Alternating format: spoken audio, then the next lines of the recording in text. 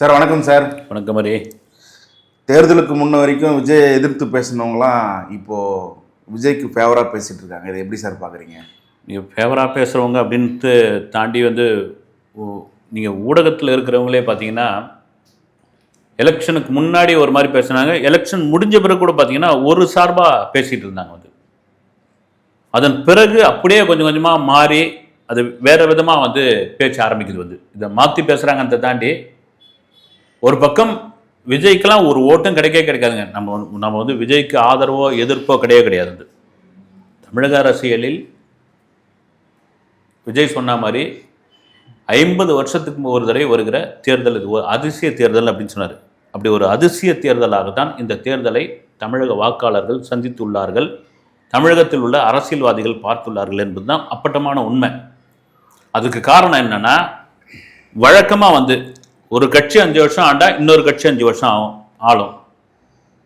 DMK இல்லைன்னா மாற்ற ஏடிஎம்கேக்கு அடுத்து டிஎம்கே. சீமானும் இதை தான், 2 கட்சி தாங்கன்னா மாறி மாறி எங்களுக்கு ஒரு வாய்ப்பு கொடுக்க மாட்டீங்களா அப்படின்னு அவர் சொல்லிட்டு இருந்தார். ஆரம்பத்தில் சீமானுக்கான ஒரு பெரிய ஒரு வரவேற்பை அது கொடுத்தது உண்மைதான். ஆனால் அது பெரிய அளவில் வரவேற்பு கொடுக்காத காரணம் சீமானுடைய சில கொள்கைகள். பொதுவாக முக்கிய கொள்கையை நாங்கள் யாரு கூட கூட்டணி வச்சுக்க மாட்டோம் அப்படின்ற ஒரு விஷயம். அதை மீறி விஜயோடைய அந்த அரசியல் வருகை முதல்ல ஆரம்பத்தில் ரொம்ப அண்டர் எஸ்டிமேட் பண்ணாங்க. ஒரு மாதிரி லெஃப்ட் ஹேண்டில் கூட டீல் பண்ணாங்க. நம்ம பொதுவாக அரசியல்வாதிகள் அதுக்கு முக்கிய காரணம் இவருக்கு என்ன அரசியல் தெரியும். விஜய் ஒரு நடிகர். விஜய்க்கு யாரோ எழுதி கொடுக்குற டைலாக் பேசக்கூடிய ஒருத்தர். பொழுதன்னைக்கு கேரவனில் இருப்பார், இல்லைன்னா செட்டுக்குள்ளே இருப்பார், அடுத்து போய் ஏசி ரூமில் தூங்கிடுவார். அதெல்லாம் மீறி ஒரு எக்ஸ் வலைதளத்தில் கட்சி ஆரம்பித்தவர். அதுக்கப்புறம் கொள்கை என்ன, கோட்பாடு என்ன, இப்படிலாம் கேட்க ஆரம்பித்தாங்க. அவருக்கான மாநாடு நடத்த முடியுமான்னு சொன்னாங்க. அப்புறம் ஒரு மாநாடு நடத்தின பிறகு ஒரு நம்பிக்கை இல்லாததான் இருந்தது. இப்போ அவர் அரசியல்வாதிப்பா, அவர் நடிகர்ப்பா, அவர் அரசியல்லாம் ஒத்து வர மாட்டார் பண்ணு. ஆனால் விஜயோடைய அந்த வளர்ச்சி என்பது, குறிப்பாக விஜயுடைய அந்த பயணம் கொஞ்சம் கொஞ்சமாக ஆரம்பிக்க கரூர் சம்பவத்திற்கு பிறகு விஜய் இனிமேல் தலை தூக்க முடியாது அப்படின்ற மாதிரி விமர்சனங்கள்லாம் இருந்தது. ஆனால் கடந்த இந்த தேர்தல் அறிவிக்கப்பட்டவுடன் விஜயோடைய இந்த சுற்றுப்பயணம், மேற்கொண்ட பிரச்சாரங்கள், வரவேற்பு எல்லாமே தெரிஞ்சிருக்கும். அதன் பிறகுதான் கொஞ்சம் ஆஹா ரைட்டு, இவர் மக்கள் ஏதோ ஒரு மாற்றத்தை எதிர்பார்க்குறாங்க, அந்த மாற்றத்துக்கான ஒரு விஷயமா அதுக்கு ஒரு இடைஞ்சலாக கூட விஜய் வந்திருக்காரு அப்படின்னு தெரிய ஆரம்பிச்சது. ஆனால் அது கூட விமர்சனமாக சொன்னாங்க, ஏப்பா நடிகனை பார்க்க வரோம், கூட்டமெல்லாம் ஓட்டா மாறாதுப்பா அப்படின்லாம் சொல்லியிருந்தாங்க. அது என்ன ஆகி போச்சு, எலெக்ஷன் அன்றைக்கு காட்டின ஒரு விஷயம் நம்ம கூட கடந்த வீடியோவில் பேசியிருந்தோம். காலையில் வந்துருங்க, பிடிச்ச சாமியை கும்பிட்டுருங்க, முதல் ஆளாக ஓட்டை போட்டுருங்க, நண்பா நண்பீட்ஸ் அப்படின்னு சொல்ல ஆரம்பித்தவோட அதே போல் அன்றைக்கி 23ஆம் தேதி நடந்த பிறகு தான் அப்படியே சேஞ்ச் ஆச்சு. வாக்குப்பதிவு முடிந்த பிறகு பர்சன்டேஜ் கணக்கு வச்சு பேச ஆரம்பித்தாங்க. அப்புறம் தொகுதி யாருக்கு எவ்வளோ கிடைக்குன்னு பேச ஆரம்பித்தாங்க. இப்போ வரும் பேசிக்கிட்டு இருக்காங்க. ஆனால் உண்மையாக என்ன பேசினாலும் மே 4ஆம் தேதி மக்கள் தீர்ப்பை மகேசன் தீர்ப்பு, அந்த மகேசன் அவங்க என்ன தீர்ப்பு கொடுக்குறாங்கன்னு 4ஆம் தேதி ஒரு 3 மணி நேர வாக்கில் தெரிஞ்சிடும். அதெல்லாம் மீறி நீங்கள் சொல்கிற மாதிரி எதிர்த்து குரல் கொடுத்தவங்க, விமர்சனம் பண்ணவங்க, அவங்களே கொஞ்சம் இதுவாகி ஒரு சமயம் அதிகப்படியான வாக்கு கிடைச்சிருக்குமோ, பர்சன்டேஜ் அதிகமாக விஜய் ஒரு தாக்கத்தை ஏற்படுத்தியிருப்பாரோ அப்படின்ற மாதிரி அந்த பேச்சில் கொஞ்சம் மாறி பேச ஆரம்பிச்சிருங்க. அதுதான் உண்மை. அதெல்லாம் மீறி விஜயோடைய அலை அடித்திருக்கிறது என்பதில் மாற்று கருத்து கிடையாது. தமிழ்நாட்டில் வரலாறு காணாத அளவுக்கு வாக்கு சதவீதம் அதிகரிச்சிருக்கு. அதுக்கு விஜய் தான் காரணம்னு சொல்லலாமா சார்? இல்லை, அது 85% தமிழ்நாடு முழுக்க வாக்குப்பதிவு முன்னை விட அதிகம். அது ஒரு தரப்பினர் எஸ்ஐஆர் தான் அதுக்கான காரணம் அப்படின்னு சொல்கிறாங்க. இன்னொரு தரப்பினர் விஜயோடைய அலைன்னு. இதுக்கு 2ம் காரணம் தான். நம்ம முழுக்க விஜயோடைய அலைன்னு சொல்லிட முடியாது. எஸ்ஐஆரும் காரணம் ஏன்னா 2006 எஸ்ஐஆர் கொண்டு வந்தாங்க. அதுக்கு பிறகு 20 வருடம் பிறகு கொண்டு வந்த பிறகு நிறைய வாக்காளர்கள் தகுதி நீக்கம் செய்யப்பட்டார்கள். அது ஒரு பக்கம் அது கள்ள ஓட்டா மாறி இருக்கு. அந்த கள்ள ஓட்டை தடுத்திருக்காங்க அப்படின்னு. ஆனால் வாக்குப்பதிவுன்ற ஒரு விஷயம் இளைஞர்கள் மத்தியில் ஒரு பெரிய ஆர்வத்தை கொண்டு வந்திருக்கு. ஏன்னா நான் திரும்ப சொல்கிறது தான் வந்து இளைஞர்கள் இப்போ இருக்கிற இளைஞர்களுக்கு வந்து அவனுக்கு அரசியல் தெரிஞ்சுக்கணும்னு ஆர்வம் கிடையாது, அரசியல் பற்றி இன்னும் புரிதல் கிடையாது. நான் ஏன் ஓட்டு போடணும், எதுக்கு நான் ஓட்டு போடணும்?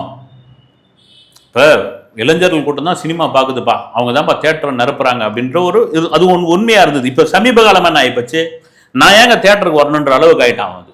அதாவது நல்ல ஒரு டாக் இருந்தா துரந்தர் மாதிரி ஒரு படம், தாய்க்கிழவி மாதிரி ஒரு படம், இல்லது ஒரு ஸ்டாரோடைய படம் வந்து ஒரு விஜய் படம், அஜித் படம், ரஜினி படம் வருது அப்படின்னா அப்போ நான் போறேன்றான் ஃபர்ஸ்ட் டே ஃபர்ஸ்ட் ஷோ.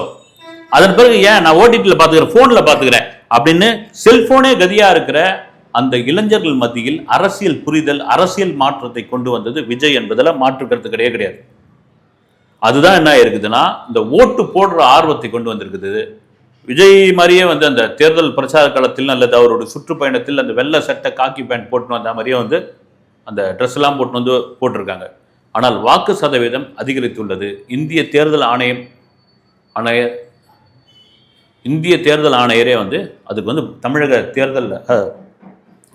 இந்திய தேர்தல் ஆணையரே வந்து தமிழக வாக்காளர்களுக்கு பாராட்டை தெரிவிச்சிருக்காரு. கண்டிப்பாக வாக்கு சதவீதம் அதிகமாகிறது. விக்கிரவாண்டி மாநாட்டில் விஜய் சொன்ன மாதிரியே ஒன்று டிஎம்கேவுக்கும் டிவிகேவுக்கும் தான் போட்டின்னு சொல்லியிருந்தாரு. ஆனால் இடையில இப்பெல்லாம் கருத்து கணிப்புலாம் பார்த்தாக்கா அதிமுகவை எடுத்துட்டு உண்மையிலுமே அவர் சொன்ன மாதிரியே டிஎம்கேவுக்கும் டிவிகேவுக்கும் தான் எல்லா இடத்துலையும் கருத்து கணிப்பு நடத்தப்படுது. அப்போ விஜய் சொன்ன மாதிரி அதை வந்து அவர் சாதிச்சிட்டாரா? இல்லை, அது அவர் வந்து சொன்னது வந்து ஒரு இதுவாக வந்து இங்கே வந்து 4 முனை போட்டி 40 முனை போட்டி எது வந்தாலும் சரி, எங்களை பொறுத்த வரைக்கும் DMK versus TVK, TVK versus DMK, இதில் நாங்கள் ரொம்ப தெளிவாக இருக்கணும் அப்படி நம்ம அதெல்லாம் சொல்லிட முடியாது. ஏன்னா 75 வருடம் திமுகவுடைய வரலாறு, 50 வருடம் அதிமுகவுடைய வரலாறு, கூட வந்து கூட்டணியில் பிஜேபி இருக்காங்க, ஒரு என்டிஏ கூட்டணி, இந்த பக்கம் இந்தியா கூட்டணி, இங்கே கிட்டத்தட்ட 23 கட்சிகள் கூட்டணியில் இருந்திருக்காங்க. இப்படி இருக்கும் பொழுது அதை வந்து நம்ம அப்படி அசால்ட்டாக சொல்லிட முடியாது. ஆனால் விஜய் வந்து ஒரு டஃப்பை வந்து டிஎம்கே கொடுத்துருக்காரு. இப்போ என்ன பேசுகிறாங்க எப்படின்னா, இது வரைக்கும் ஆளாளுக்கு ஒரு இது சொல்கிறாங்க, விஜய் வருகையால் கணிசமான ஓட்டு டிஎம்கே தரப்பிலிருந்து பிரிக்கப்பட்டதா அதிமுக தரப்பிலிருந்து பிரிக்கப்பட்டதா என்பது வந்து ஒரு விவாத பொருளாக மாறி இருக்கு.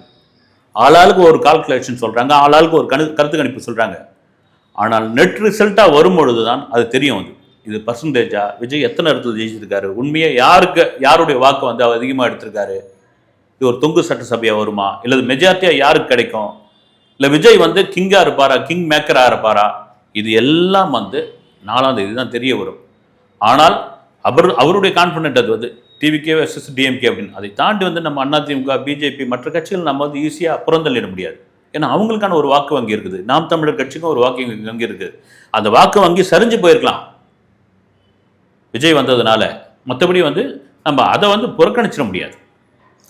விஜய் வந்து எங்கேயும் வெளியில் வரமாட்டுறாரு, பனையூர் பங்களாவில் இருக்கிறாரு அப்படின்லாம் சொல்லிட்டு இருந்தாங்க. ஆனால் இப்போ வந்து முழு நேரமாகவே வந்து அவருடைய அலுவலகத்தில் இருக்கிறதா வந்து சில விஷயங்கள்லாம் நம்ம பார்க்குறோம். இதை எப்படி சார் பார்க்குறீங்க? இல்லை, உண்மையாக இப்போ வந்து இன்றைக்கி வந்து காணொலியெலாம் பார்த்துட்டு இருந்தேன். திடீர்னு மக்களை சந்திக்கிறாரு, அப்புறம் சிலர் வந்து ஃபோட்டோ எடுத்துக்கிறாரு, சிலர்கிட்ட வந்து கேட்குறாரு. இது மாற்றம் தேவைதான் வந்து. ஏன்னா விஜய் அரசியலுக்குள்ளே வந்த பிறகு கடுமையான விமர்சனம், மிக முக்கியமான விஷயம், அதுவும் வந்து பெரம்பூர்லேயும் திருச்சி கிழக்குலேயும் நிற்கிறார் அப்படின்போது பல பேர் வந்து உங்கள் தொகுதிக்கெலாம் அவர் வரவே மாட்டாங்க, எம்எல்ஏ ஆகிட்டார்னா உங்கள் தொகுதிக்கெலாம் வரமாட்டார், நீங்கள் அவரை போய் எளிமையாக நீங்கள் அணுக முடியாது, அவர் ரொம்ப உயரத்தில் இருப்பார், அங்கேருந்து இறங்க மாட்டார் அவர், நீங்கள் வந்து சந்திக்கிறது ரொம்ப கஷ்டம், ஏன்னா அவர் வந்து ஒரு உச்ச நட்சத்திரம், உங்கள் தொகுதியோடைய சட்டமன்ற உறுப்பினர் கிடையாது,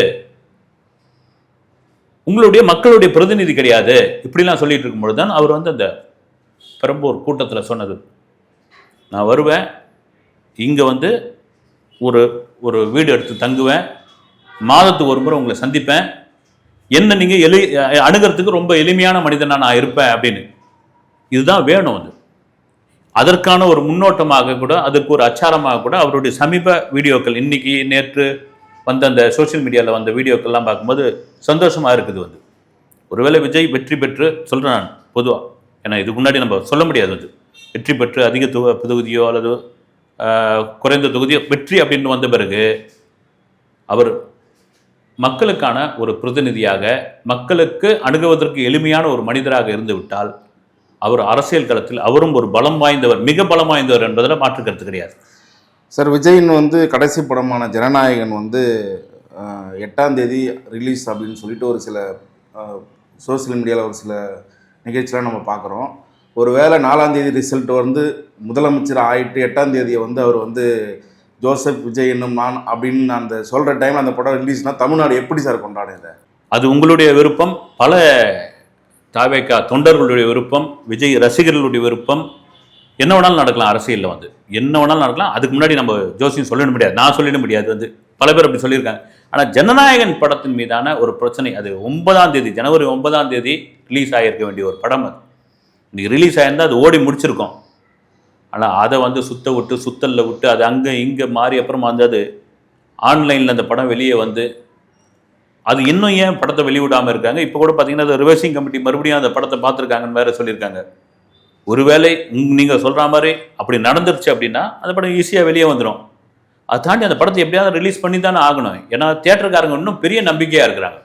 அதுக்கான காரணம் என்னென்னா, அந்த படம் என்ன தான் ஆன்லைனில் பார்த்தாலும், டவுன்லோட் பண்ணி பல பேர் வந்து மொபைலில் பார்த்துருந்தாலும், அதை திரையில் பெரிய ஸ்க்ரீனில் பார்க்குறதுக்கு விஜய் ஃபேன்ஸு, ஃபேமிலி ஆடியன்ஸ் காத்துக்கிட்டு இருக்காங்க. அதெல்லாம் மீறி கடந்த அந்த 4 மாதமாக தமிழ் திரையுலகத்தில் வந்த படங்கள் எத்தனை ஓடி இருக்குது? கிட்டத்தட்ட ஒரு எனக்கு தெரிஞ்சு 75 படங்களுக்கு மேலே வந்திருக்குன்னு நினைக்கிறேன். எத்தனை படம் வந்து ஓடி? தியேட்டருக்காரனுடைய நிலைமை என்ன ஆகிறது? வந்து சிங்கிள் ஸ்க்ரீன் இதை வச்சு அவங்க என்ன பண்ணுவாங்க? வந்து ஜனநாயகன் மாதிரியான படம் வந்தால் தான் அவங்களுக்கு ஒரு பெரிய திருவிழா. ஆரம்பத்தில் பல தியேட்டர் உரிமையாளர்கள் அதான் சொல்கிறது, எங்களுக்கு அதாங்க திருவிழான்னு. அவங்க என்ன இப்போ திரையரங்க உரிமையாளரும் விநியோகஸ்தருமான திருப்பூர் சுப்பிரமணியம் அவர்கள் கூட என்ன சொல்கிறாரு, எப்போ அந்த படத்தை சீக்கிரமாக ரிலீஸ் பண்ணி விடுங்கன்றார். கூட்டம் இன்னுமாவது இப்போ அந்த மக்கள் வந்து ஆர்வமாக இருக்கிறாங்க. இன்னும் கேட்டால் இப்போ இன்னும் பெரிய இதுவாக இருக்கும். எலெக்ஷன் முடிஞ்ச பிறகு தான், அந்த ரிசல்ட் வந்த பிறகு தான் விடுவாங்க. ஆனால் அந்த படத்து மேலான அழுத்தம் என்னன்னு வந்து இது வரைக்கும் புரியாத புதிராக. ஆனால் கண்டிப்பாக ரிலீஸ் ஆகும். அது நீங்கள் சொல்கிற மாதிரி அந்த டேட்டான்னு எனக்கு தெரியல, வந்து ரிலீஸ் ஆகும். மே 4 ரிசல்ட் அன்னைக்கு சோசியல் மீடியா எப்படி சார் இருக்கும்? இல்லை, இன்னைக்கு குறிப்பாக வந்து சோஷியல் மீடியா மே 4னே சொல்ல தேவையில்லை வந்து. ஏன்னா விஜய் அரசியல் களத்திற்கு வந்த பிறகு சோஷியல் மீடியாவுடைய பங்கு என்ன அப்படின்றது வந்து அப்பட்டமாக தெரிஞ்சு போச்சு. ஏன்னா சோஷியல் மீடியா வச்சுட்டு என்னையா பண்ண முடியும்? சோஷியல் மீடியாலாம் சும்மா சோம்பேறிகளுடைய ஒரு கூடாரம். சோஷியல் மீடியா வந்து சும்மா வந்து முகம் தெரியாத ஆட்களுடைய இந்த ஃபேக் ஐடியை வச்சுக்கிட்டு பண்ணுற வேலை. இதெல்லாம் ஒரு பெரிய தாக்கத்தெல்லாம் உண்டு பண்ணாது, அப்படி இப்படிலாம் சொல்லியிருந்தாங்க. ஆனால் விஜய் என்றைக்கு அரசியல் களத்துக்கு அவர் வந்து ஒரு சோஷியல் மீடியாவில் தான் தன்னுடைய கட்சி பேரே அறிவித்தார். அன்னையிலிருந்து தேர்தல் நெருங்க இந்த சோஷியல் மீடியாவுடைய பங்கு அரசியலுக்கு மிக முக்கியம் என்பதை இந்திய அளவில் உணர்த்தியது வந்து டிவிகே தான். அது விஜய் தான் அதுக்கு ஒரு காரணம். ஏன்னா நீங்கள், நான் திரும்ப சொல்றது, யூரோப் மாதிரியான நாடுகள், ஏன் ட்ரம்ப்பே, அமெரிக்காவில் இருக்கிற ட்ரம்ப்பே சோஷியல் மீடியா வச்சு தான் ஜெயிச்சார் அவர். அப்போ சோஷியல் மீடியா இன்னைக்கு காலகட்டம், விஞ்ஞானம் வளரும் போது, மீடியா வளரும் போது, அடுத்து பாருங்க ஏஐ தான் அப்படின்னு. விஜயா அவருடைய வாக்குறுதியில் என்ன சொல்லியிருக்காரு? ஏஐ நுண்ணறிவு வச்சு, செயற்கை நுண்ணறிவு வச்சு தான் நாங்கள் ஆட்சி அமைக்க போறோம்னு சொல்லியிருக்காரு. செயற்கை நுண்ணறிவு வச்சு தான் பல திட்டங்கள் வந்து போட போறோம் அப்படின்னு சொல்லியிருக்காரு. அதுக்கான காரணம் என்னன்னா வளர்ச்சி தான், மீடியாவுடைய வளர்ச்சி தான். அதில் சோஷியல் மீடியா தவிர்க்க முடியாத ஒரு விஷயமா இருக்குது. அது 4ஆம் தேதி மட்டும் கிடையாது, இப்போ வரைக்கும் அந்த தாக்கத்தை உண்டு பண்ணி தான் இருக்குது. வந்து 4ஆம் தேதி கொஞ்சம் அதிகமாக இருக்கும் அந்த ரிசல்ட் வர அது என்னன்னு நம்ம பார்ப்போம். கருத்துக்கள் ரொம்ப நன்றி சார். வணக்கம்.